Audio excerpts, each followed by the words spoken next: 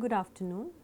Today's lecture is on Charles Correa, one of the greatest architects of the 21st century, and he is contributing to the architecture of not only India, Asia and the Indian subcontinent, but internationally known for his work. That is the Charles Correa that we are going to talk about and discuss today. His very famous quotation, which I would like to begin with, is he says, "Space is a resource." What a beautiful thing from an architect. You know, we talk about money as resource, we talk about minerals, we talk about construction materials, we talk about technology. But here is this architect who is telling us that space is a resource, which means that to use and utilize space, we must be very judicious and we must think before we attribute any function to a given space.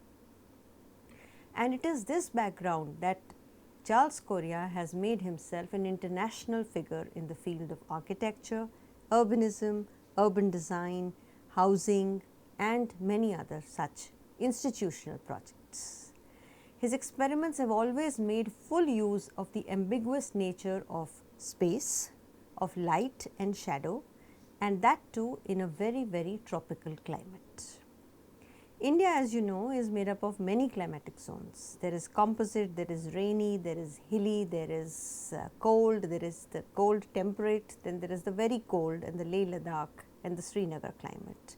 And at the same time we have Kerala, where there is so much of rain, and then we have the Konkan, which is completely the Malabar hills.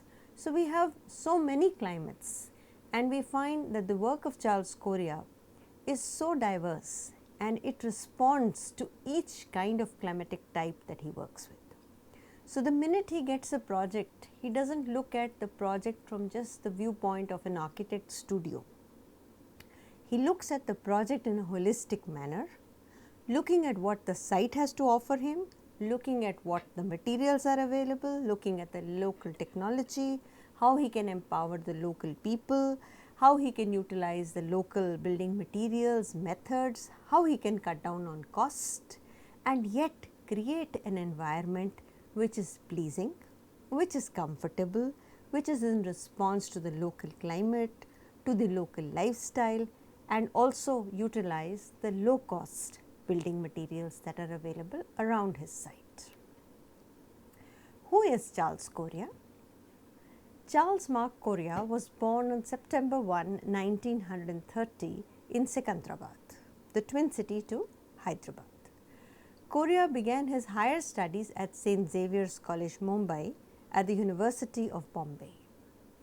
Later on, he went to the University of Michigan in Ann Arbor, 1949 to 53, and then to the MIT, which you all are aware of as the Massachusetts Institute of Technology in Cambridge, from 1953 to 1955.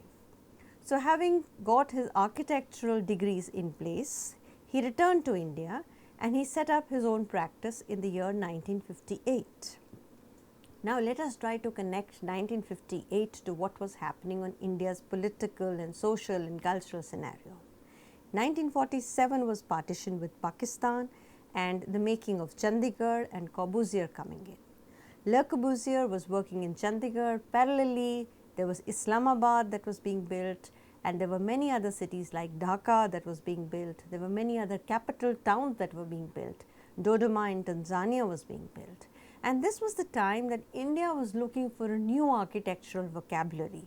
Modern movement had set in and modernism was coming in full strength, because Europe had had its full of the modern movement, and this gradually the modern movement was turning its face towards Asia, towards China, towards Southeast Asia, Cambodia, Korea, Japan, and so on and so forth.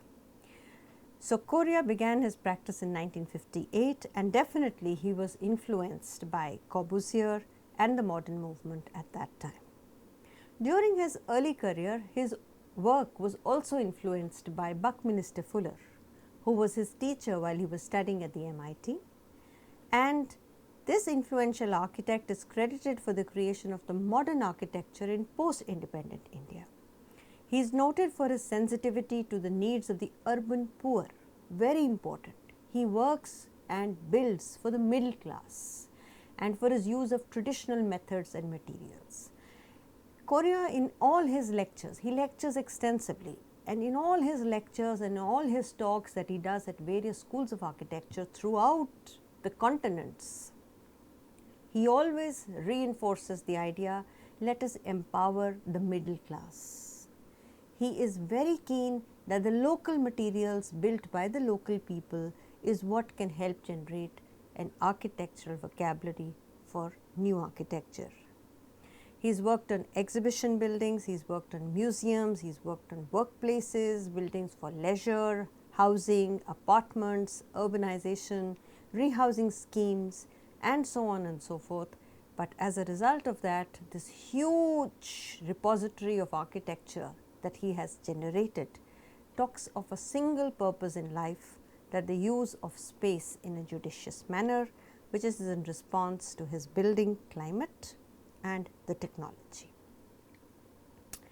So, as I was saying, that he has numerous projects to his credit, which range from exhibition pavilions to museums to workplaces to houses, independent houses, to hotels, to resorts, to housing estates, to institutional buildings, buildings for leisure, for healthcare, for cultural centers, and he's even built for buildings for worship and for the cultural resource of mankind.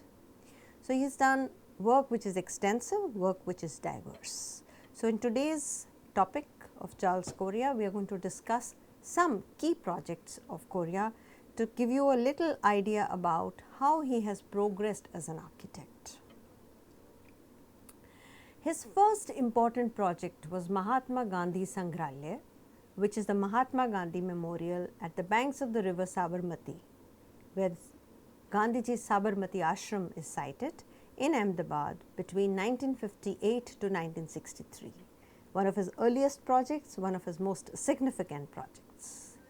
This museum cum space, cum repository, cum exhibition space was built to pay homage to Mahatma Gandhi at the Sabarmati Ashram, and this was also the site of the historic Dandi March, the beginning of the Quit India movement begun by Gandhiji, and how this gathered momentum and ultimately led to the full blown Quit India movement. So, the significance of this project lies that this was the point from where the Dandi March began. This is on the left a site plan, the left top is a site plan. So, what you see is a simple configuration of straight lines of cuboidal shapes, and you see squares which are interlocking, and finally, they are all centralized to this pool, and what you see here is the courtyard around which all these squares are linked. And what does the Sangrahalaya contain? Sangrahalaya is a museum, it is a Hindi word for museum. It houses letters, photographs and other documents which led to the freedom movement. So, it is basically a record of how the freedom movement came and how it got enlightened by Mahatma Gandhi as its leader. So, this museum is even today very significant, and anybody who goes to Ahmedabad cannot come back without looking at the Gandhi Ashram or at the banks of this river Sabarmati. The Sangrahalaya depicts the traditional settlement pattern of the Indian way of life. So, there is a central water court in the middle, there are buildings all around, and the roof form of the buildings, which consists of these terracotta tiles, as you can see, is very significant to the kind of structures that one finds in the shelters or the houses of the village, the rural life around the same place, which is in Gujarat. So, this is the old settlement which was there, and this is the one that the Sangrahalaya which Charles Correa has made, and this is the original one where Gandhiji stayed. So, it is actually taking a lot of inspiration from this, and look at the simple structure. In response to the climate, you have these huge verandas and this cantilevered shade which is providing so much of shade from the harsh sun to this podium or platform, which was used for outdoor discourse when Gandhiji lectured and so on and so forth during the evenings. And the use of water, as we find, this link that is there, and when the breeze passes over this, it cools down and it actually makes the whole climate very microclimatic ameliorated. So, the buildings meander towards the centrality of the water court in the middle, and that is how the use of traditional Indian building materials and the technology is there, and the whole thing looks like it's reflecting the Indian village life through its form, its layout, its building materials and its technology. And see, the roof form is such that finally the two roof forms come together and you have the water spout. The rainwater collects like this and it drains the roof and finally recharges back into the water court in the middle. The construction materials are brick walls, tiled roofs, stone floors and wooden doors. No glass windows are provided. All light and ventilation is through the operable louvered shutters, and these are the louvered shutters as we see here. Okay. This is the gutter that I was talking about. This is the Mangalore tiles on top, and then there is a roof, that is the purlin, this is the wooden rafters, and finally here inside you have a RCC slab. Of course, the building materials are also incorporating modern stuff, but at the same time they are in resonance to any Indian typical typology, reflecting Gandhiji's idea of rural life and complete simplicity. The second project that we are going to talk about is the Bharat Bhavan Bhopal. So, the earlier one was basically an exhibition or a repository or a sangrahalaya or a museum, and the Bharat Bhavan Bhopal is an art center. The site overlooks a lake, as you can see in the background. Bhopal is the city of lakes. So, there is an upper lake, the middle lake, lower lake, big lake, small lake and many multiple lakes. And in fact, there is the big lake is 14 kilometers in length. So, you can imagine it is a city which is fed by lakes. So, the site of the Bharat Bhavan at Bhopal overlooks this large lake that we see. It is an art center. The natural contours of the site have been used to create terraces and sunken courts.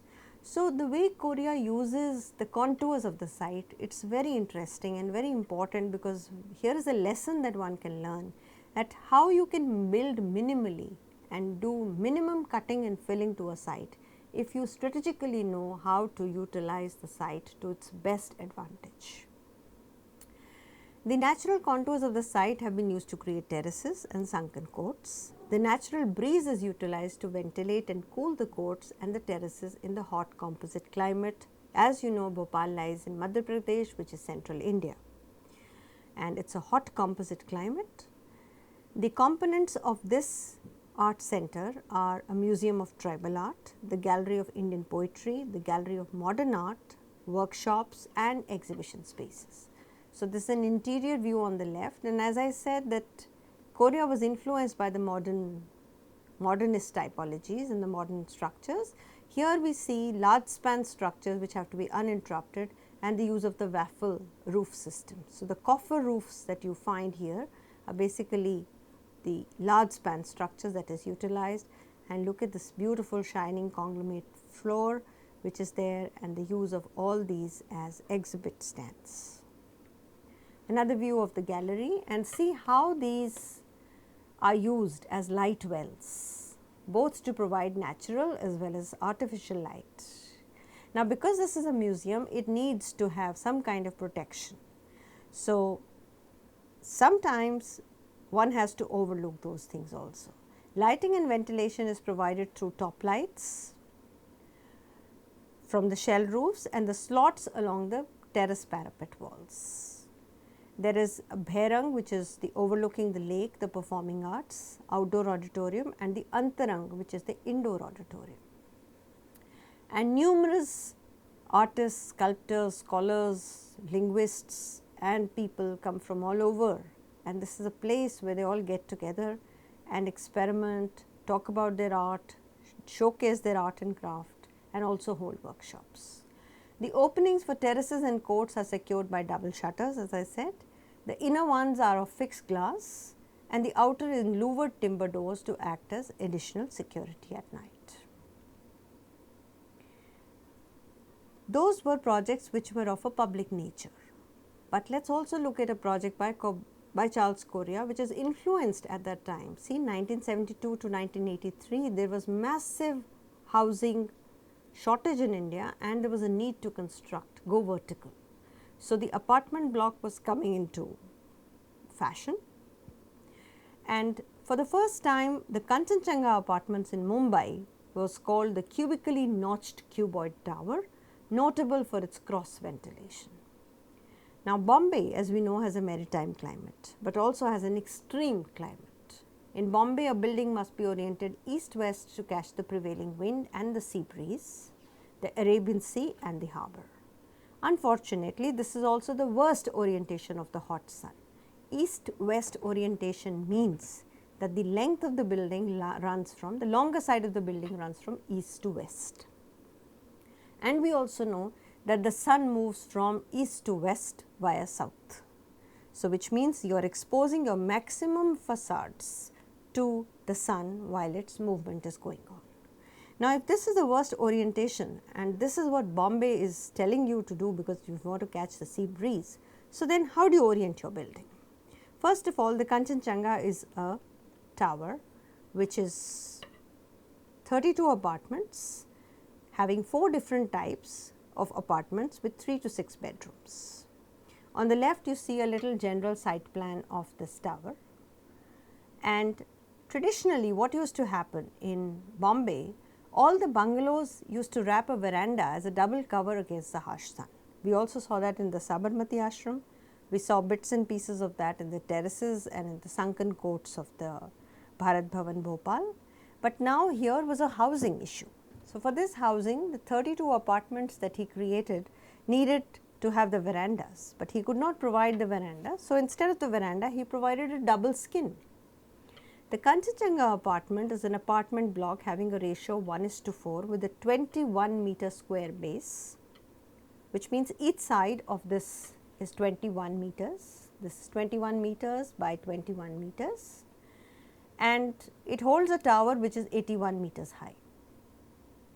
The interlock of the variations in the apartment design is expressed externally as shear end walls that hold the cantilever. So, we have these walls which are the shear end walls, and they hold these deep inset double height verandas or private balconies as we call them, and this is the way it looks. So, this use of color, extensive use of color to delineate between one apartment type to another apartment, and this is the general layout of how 2 apartments get sandwiched to make a complete apartment. So, there is a terrace garden on one side, there is a bedroom on the upper level, the living on the lower. So, it is like a duplex apartment, and then further bedroom above, study below, and so on and so forth. Also, there are 4 types of apartments. So, look at the sharing. There is an A apartment, there is a B apartment, there is a D apartment, there is C, and this is how the permutation keeps getting, and in between you have these service floors.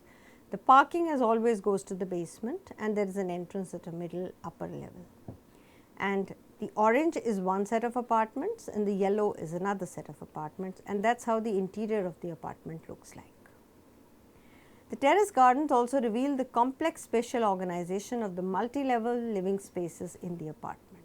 So, the terrace garden is also a unique feature of the Kanchenjunga apartment block. Next, we come to another public building called the British Council. Maybe you have seen this, the British Council Library along Janpath, built in New Delhi from 1987 to 1992. It is derived from the Islamic Charbagh concept, the central node. So, if I really look at this is the outer wall or the facade of the entrance, and this is the way it looks. It is based on a linear entry like this, and a series of courts keep getting formed like this. So, what you see is this facade is actually this one here. So, you enter at this gate, this is of course Janpath. You have high rise buildings on either side, as you can see here and here, and you have this entrance, and there is a pergola on top, as you can see here, and the extensive use of red Agra stone contrasting against the wonderful green that is there, and this is a black granite which is used to create sculptures inside the walls, and it is based on the 4 or the charbagh concept of the Islamic style. This is a section, and the section reveals that it's a building which is in layers. Because it's the British Council headquarters, it houses a library, an auditorium, an art gallery, all arranged in a series of layers. As always, the basement comprises the services, because nowadays you cannot have efficient buildings unless and until you have services tucked in. Upper level you have parking, then you have this as the charbagh. Here you have the foyer at the level at which you enter, the library, the officers, and finally the director and the ancillary spaces. So, the idea is that there are layers of this building which are arranged in a functional pattern. Another interesting center for astrophysics and astronomy in Pune, 1988, that is a misprint, to 1992.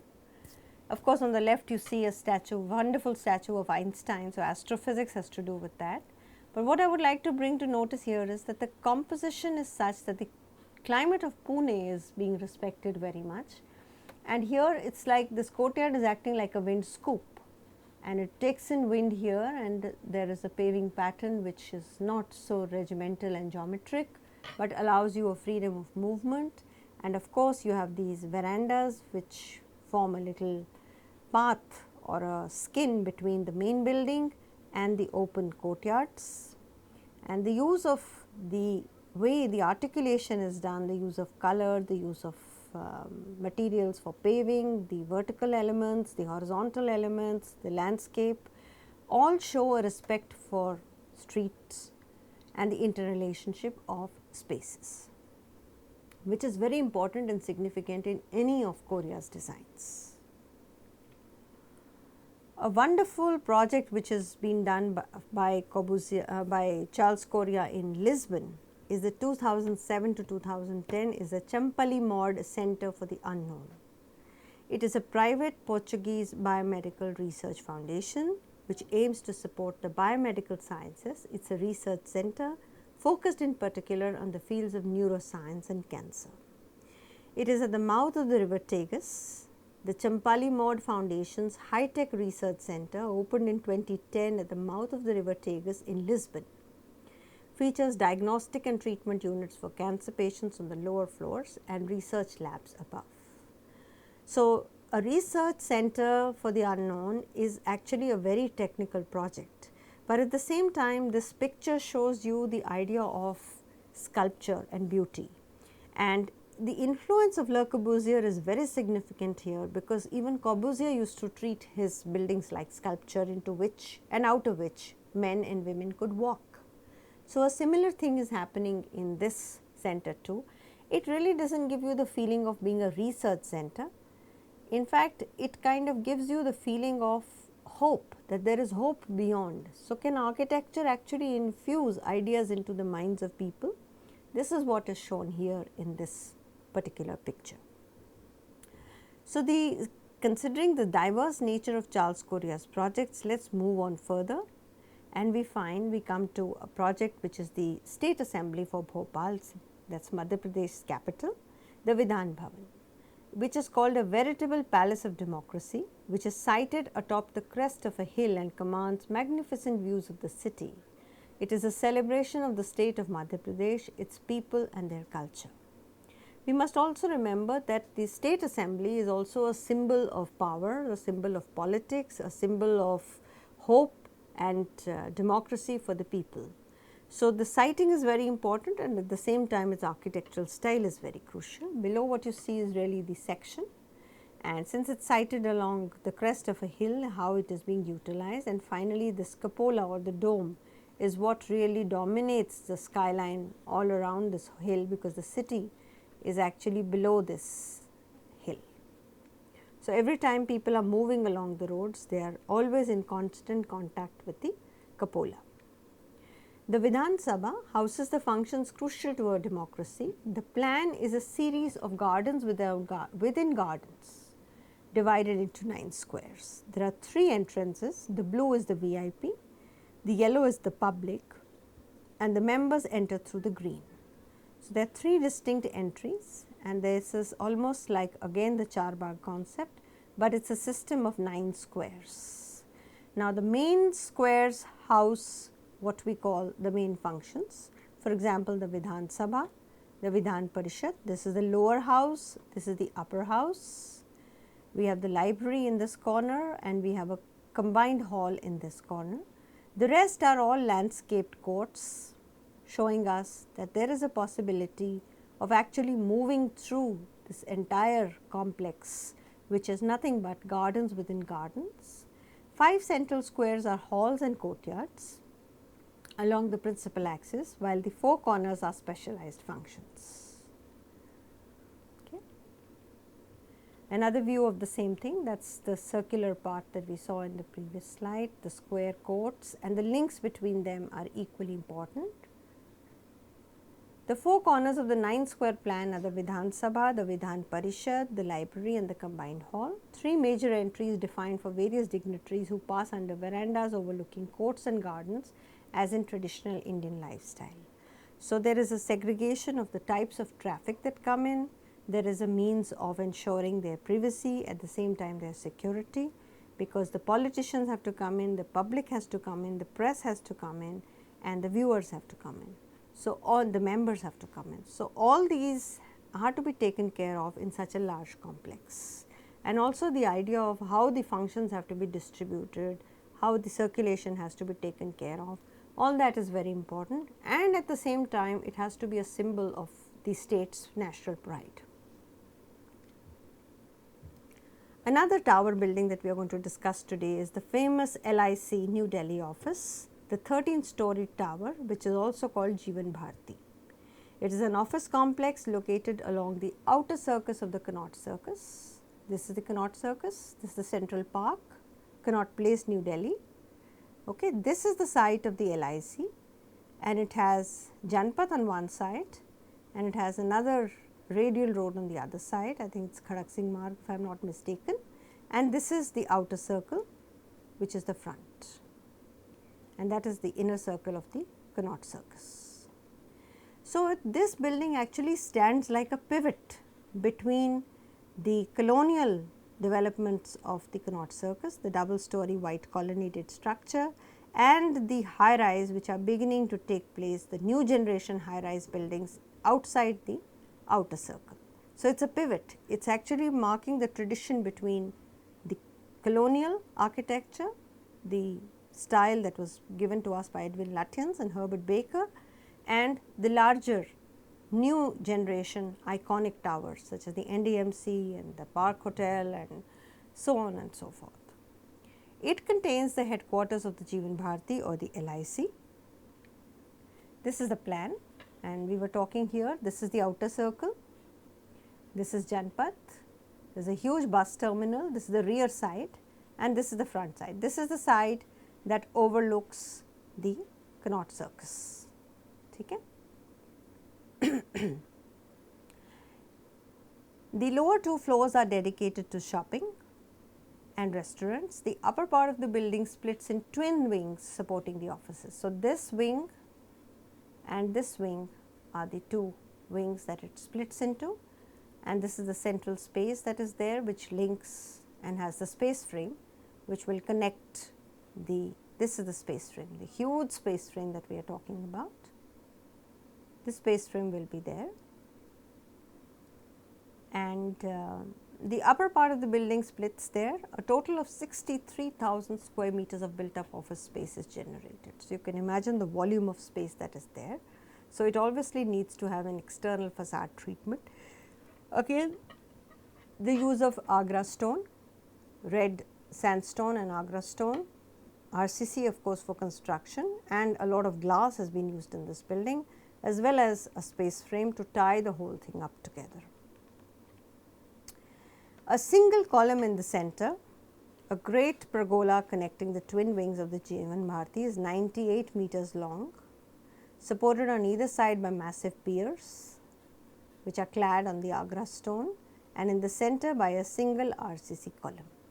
Red Agra stone cladding adds the color and brings liveliness to the office building, and the use of glass as a modern building material makes the LIC contemporary to its time. Another project that we are going to look at is a dream project, because it contains two works by two very eminent architects. One is the Charles Correa that we are talking about. The Ismaili Center Toronto 2010 talks about the Ismaili